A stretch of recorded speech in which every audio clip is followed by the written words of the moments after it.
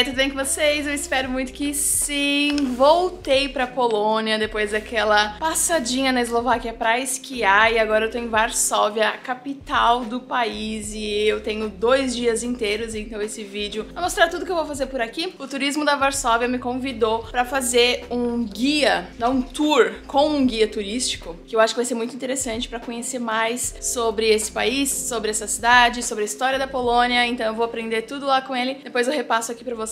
Vamos nessa! A Varsóvia é a capital e maior cidade da Polônia, com pouco mais de 1.700.000 habitantes. Ela se encontra às margens do longo rio Vístula, o mesmo que também corta a cidade de Cracóvia, que eu visitei antes de chegar aqui. Se ainda não assistiu esse vídeo, clica no card. Visitei a cidade de Varsóvia durante o finalzinho de janeiro e as temperaturas estavam bem baixas e foi possível ver um restinho de neve no chão. Ao longo dos 2 dias inteiros visitando esse lugar, eu pude aprender muito sobre a sua história, atos de coragem e resiliência. O tour começou conhecendo a Praça Saxão, a maior praça da cidade. Nela se encontra o túmulo do soldado desconhecido, que se encontra no único pedacinho que restou do Palácio Saxão, destruído durante a Segunda Guerra Mundial. Nessa foto antiga dá pra ter uma ideia do quão grande era o palácio e o que restou dele agora. O monumento do soldado desconhecido é dedicado a todos os soldados que morreram anonimamente, lutando por sua pátria durante toda a história. Hoje em dia, a praça tornou-se um grande espaço vazio, com algumas homenagens e ícones que marcam eventos históricos que ali aconteceram. E no entorno dela, encontram-se alguns prédios importantes, como a ópera da cidade, alguns museus, prédios do governo. Como toda cidade europeia, Varsóvia também conta com a sua Old Town, ou Centro Histórico, que foi declarado Patrimônio da Humanidade pela Unesco em 1980. Essa é a parte mais antiga e também um dos cartões postais. Esses prédios, um do ladinho do outro, coloridinhos, ganham o meu coração. Varsóvia foi uma das cidades mais destruídas durante a Segunda Guerra Mundial. Por isso que tudo que a gente vê aqui é uma cópia fiel do que um dia foi a cidade. Para criar uma Varsóvia idêntica à Varsóvia da Idade Média, foram usadas as pinturas de Canaletto, um pintor italiano que, a pedidos do rei da época, pintava diferentes paisagens da cidade durante o século XVIII. Graças a essas pinturas, foi possível reconstruir tudo como era antigamente.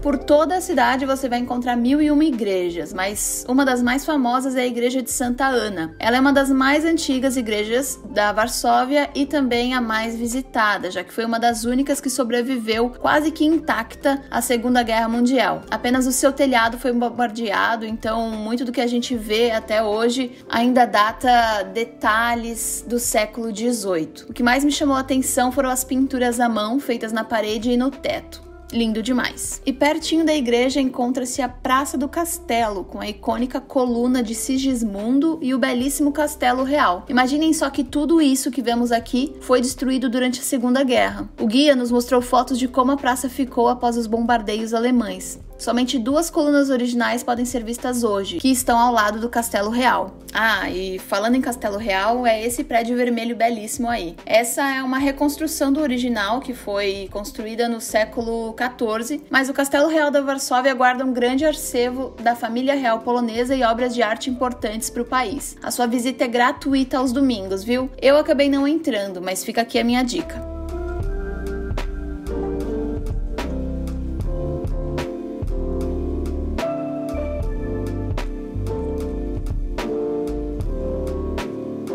Ainda no centro histórico encontra-se outra praça muito importante para a cidade, a Praça do Mercado, que foi construída também no século XIV e integra o espaço considerado Patrimônio Mundial da Unesco. Ela é rodeada de lojas, restaurantes, cafés e ainda em janeiro contava com decoração de Natal e uma pista de patinação.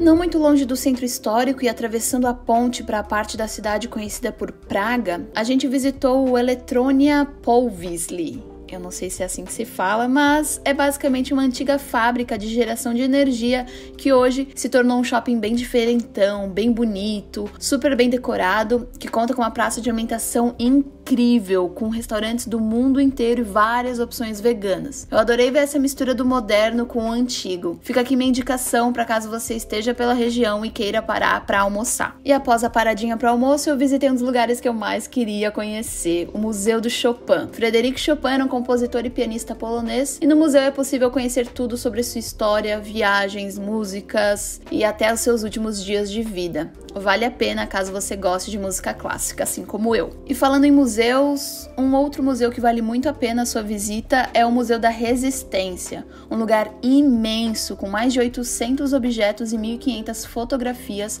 doados todos pelos poloneses para criar esse ambiente onde conta a história dos períodos mais sombrios da história da Polônia. Os registros contam a história desde a ocupação nazista até um pouco do regime comunista que o país viveu. Com as deportações da população judaica para os campos de concentração a partir de 1940, habitantes de Varsóvia criaram o levante do gueto de Varsóvia em 1943 para lutar contra tudo isso. E após 60 dias de combate muito difícil, os alemães infelizmente venceram a batalha e Hitler autorizou um bombardeio em massa na cidade de Varsóvia.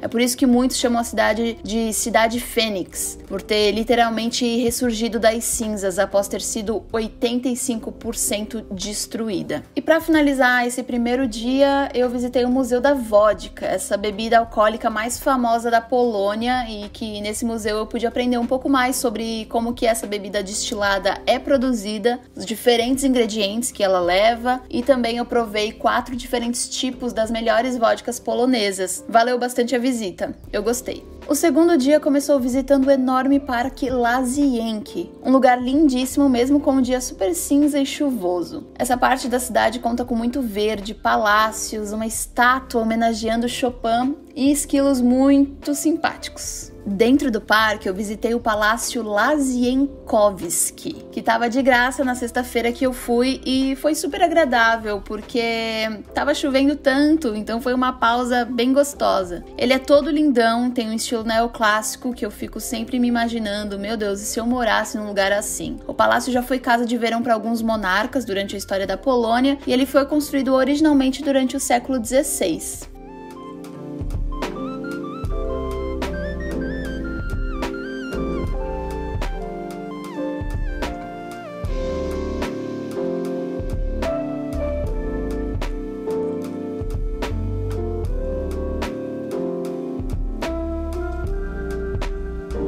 Outro museu muito incrível para entender mais sobre a história do país e das pessoas que ali viveram durante o século XX é o Museu da Vida sobre o Comunismo. Após a Segunda Guerra Mundial, Stalin tomou o país e a Polônia ficou sob regime comunista até 1989. Então, graças a lugares como esse, a viagem no tempo é totalmente possível, porque nesse museu eu mergulhei no que era o país durante aquele período, eu entendi mais sobre a história, eu vi como as pessoas moravam. O museu traz uma réplica incrível de uma casa durante o período comunista, vários objetos daquela época, como cosméticos, tipos de comida diferentes, roupas, como as pessoas se divertiam, viajavam, o que elas escutavam. É um museu super imersivo e muito interessante.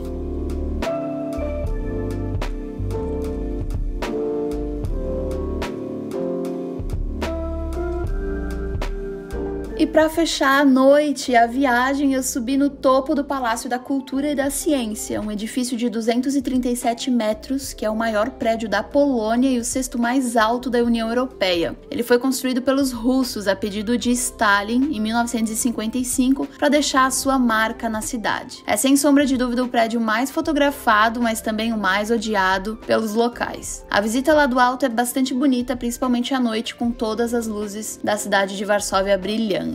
E é daqui do alto que eu finalizo esse vlog, que foi diferentão, desse jeito mais narrado, mas cheio de história e descobertas. Eu adorei conhecer a Polônia e eu não vejo a hora de voltar. Se você assistiu o vídeo até aqui, deixa teu like, se inscreve no canal e comenta um emoji de lua, pra eu saber que você chegou até aqui. Um beijo e até a próxima!